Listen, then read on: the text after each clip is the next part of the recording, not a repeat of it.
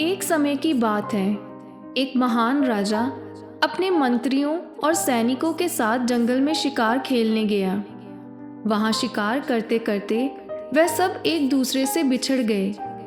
अब एक दूसरे को ढूंढते हुए राजा अंधे संत की कुटिया के पास पहुंचा। वहां पहुंचकर राजा ने अपने बिछड़े हुए साथियों के बारे में उस संत महात्मा से पूछा।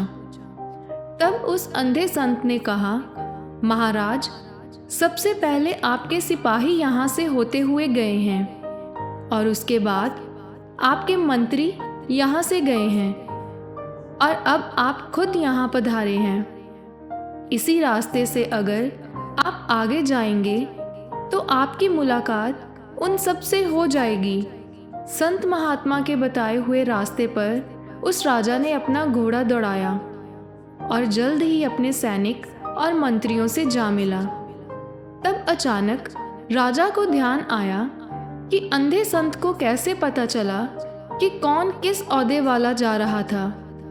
राजा ने लौटते समय अपने साथियों को साथ लेकर उस संत महात्मा की कुटिया में पहुंचकर संत महात्मा से प्रश्न किया कि हे नेत्रहीन संत महात्मा, चूंकि आप आंखों से देख नहीं पा रहे हैं, फिर आपको कैसे पता चला कि कौन आ रहा है और कौन जा रहा है? राजा की बात सुनकर उस नेत्रहीन संत ने कहा, महाराज, आदमी की हैसियत का ज्ञान आंखों से नहीं बल्कि उसकी बातचीत से होता है। सबसे पहले जब आपके सिपाही मेरे पास से गुजरे तो उन्होंने मुझसे पूछा कि हे अंधे, इधर से किसी को जाते हुए की आहट सुनाई दी क्या? तब मैं समझ गया कि यह संस्कारहीन व्यक्ति छोटी पदवी वाले सिपाही ही होंगे। जब आपके मंत्री जी यहाँ पर आए तब उन्होंने मुझसे पूछा, बाबा जी, इधर से किसी को जाते हुए आपने देखा क्या? तब मैं समझ गया कि यह किसी उच्च ओहदे वाला है, क्योंकि बिना संस्कार के व्यक्ति किसी बड़े ओहदे पर आ ही नहीं सकता। इसलिए मैंने आपसे कहा था कि सिपाहियों के पीछे मंत्री जी गए हैं, लेकिन जब आप खुद यहाँ पर आए तब आपने कहा, सूरदास जी महाराज, आपको इधर से निकलकर जाने वालों की कोई आहट सुनी क्या? उस समय मैं समझ गया आप राजा ही हो सकते हो, क्योंकि आपकी वाणी में आदर सम्मान करने वाले शब्द थे और कोई भी व्यक्ति जो आदर पाता है वही दूसरों का आदर करता है।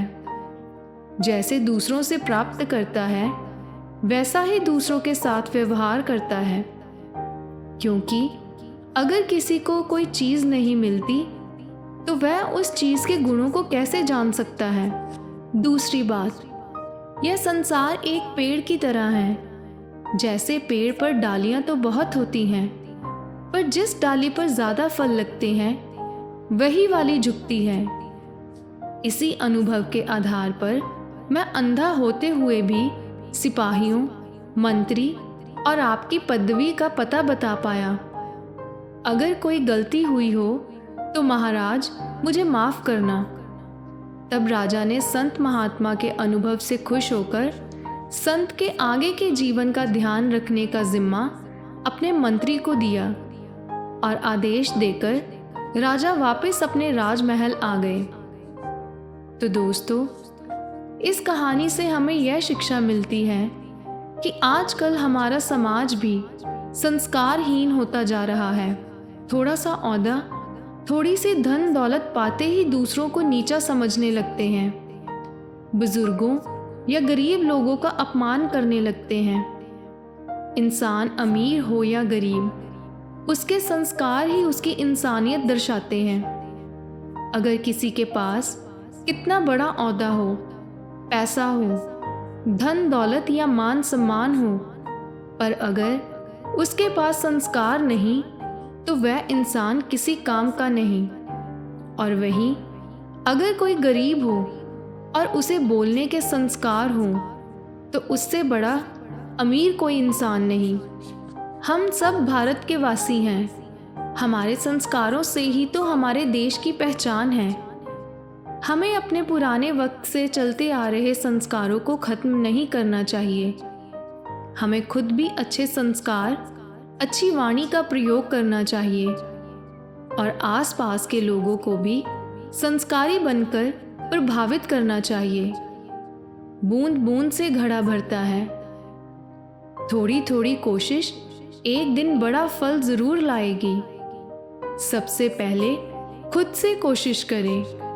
बच्चे, बूढ़े, माता पिता, भाई बहन, रिश्तेदार, आस पड़ोस सबके साथ आदर सम्मान से बात करें और समाज में एक संस्कारी नागरिक कहलाएं। अगर आज की कहानी आपको पसंद आई हो तो चैनल को सब्सक्राइब और वीडियो को लाइक और शेयर ज़रूर करें। धन्यवाद।